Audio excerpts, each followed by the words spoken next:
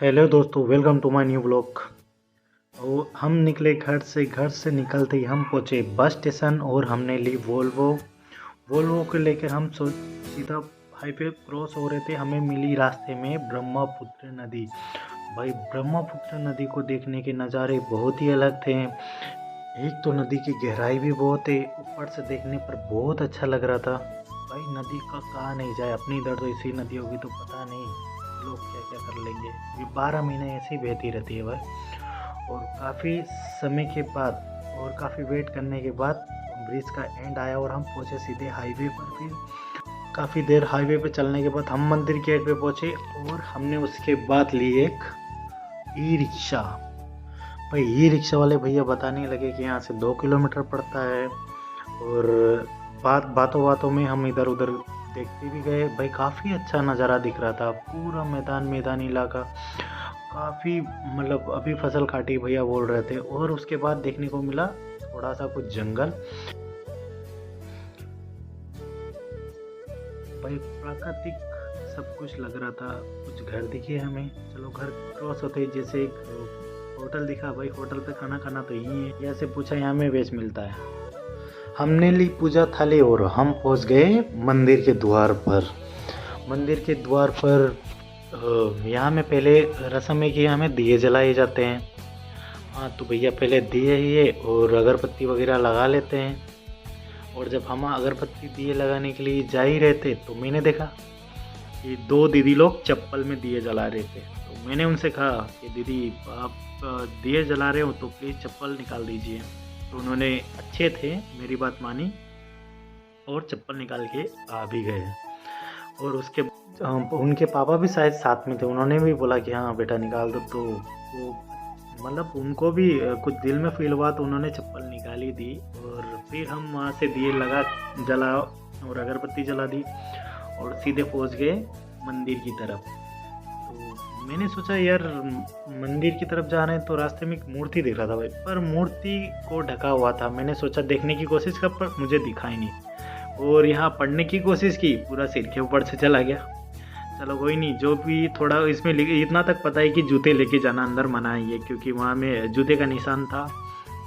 और सामने entry gate, तो चलो एंट्री करते हैं। और हमने यहाँ से एंट्री करना मतलब चालू कर दिया, यहाँ से चलना।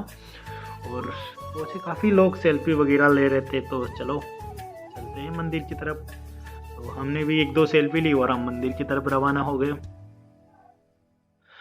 थोड़ी देर लाइन, मतलब ज़्यादा लाइन नहीं थी, कम ही लाइन थी।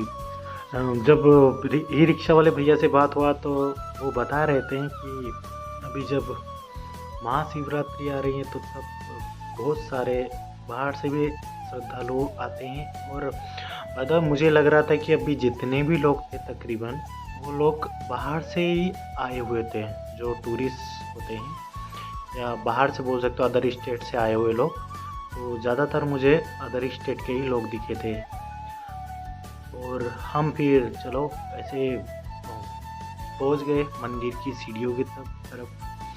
तो हमने मंदिर की सीढ़ियों पे चलना स्टार्ट कर दिया। पर शायद अभी तक भी काम चल ही रहा है, क्योंकि पूरा काम हुआ नहीं है।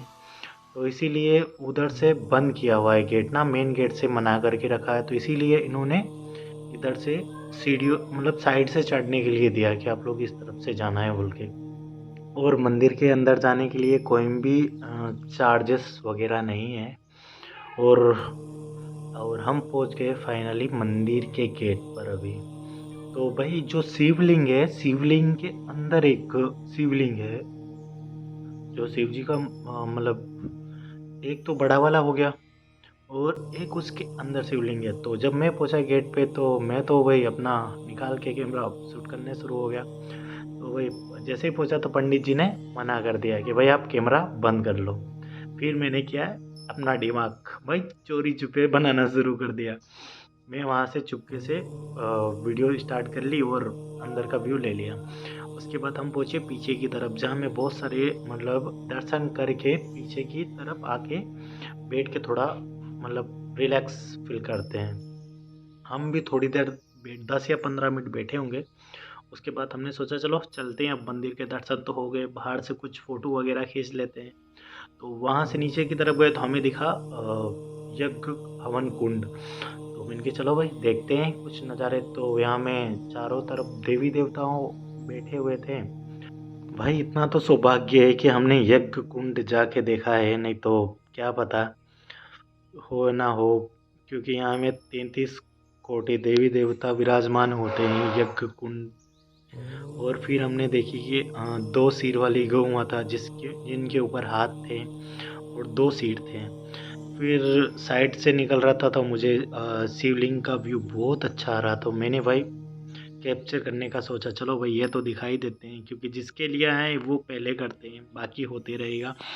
तो हमने वहाँ से लिए और सामने जो फूल बने हुए, पहले इसमें कमल के फूल डाले हुए थे पर अभी हटा दिए गए हैं, शायद उनका सीजन चला गया है। और फिर मैंने सोचा चलो कुंड दिखा देते हैं भाई इनको, जिसमें कमल के फूल रखे हुए थे।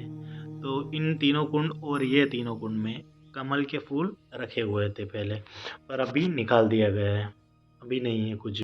वहाँ से जब हम निकले तो हम वापस मार्केट की तरफ आ गए। मार्केट की तरफ आए तो जैसे वो भैया वापस ही रिक्शा लेके खड़े थे, भैया बोला चलो मैंने कि पहले मार्केट में घूम लेते हैं। तो हमने मार्केट में घूमना शुरू किया, तो ज़्यादा सामान तो कुछ था नहीं, तो सोचा चलो एक तस्वीर ही ले लेते हैं साथ में, कुछ यादगार के तौर पर। तो हमने एक महामृत्युंजय शिवलिंग की तस्वीर ले ली।